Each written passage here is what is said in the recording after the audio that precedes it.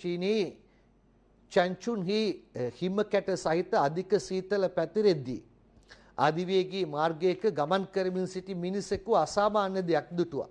ඒ බල්ලන් 7 දෙනෙකු අධිවේගී මාර්ගයක් දිගේ පෙළ ගැසී ඇවිද යන අයුරුයි.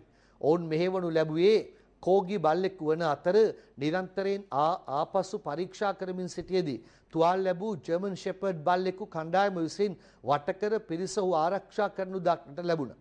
වීඩියෝව චීන සමාජ මාධ්‍යවල බෙහෙවින් වෛරල් වූ අතර මිලියන ගණනක් නැරඹුම් ලබා ගත්තා. නමුත් කතාව අඳුරු විය හැකි. බොහෝ දෙනෙකු විශ්වාස කරන්නේ බල්ලන් මස් සඳහා ගෙන ගොස් එයින් බේරි නැවත ගොස් කිලෝමීටර් 17ක් දුරින් පිහිටි නිවසට යන බවයි.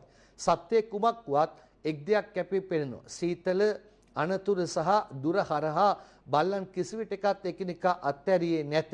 ඒ ලෝකයටම කතාවක් කියනු ලබයි. ඉදිරියේදී මේ කතාව වෙනුවෙන් චිත්‍රපට නිර්මාණය වනු ඇත. මේ වීඩියෝව නැරඹීම මිලියන 230 දී ඉක්මවා ඇත.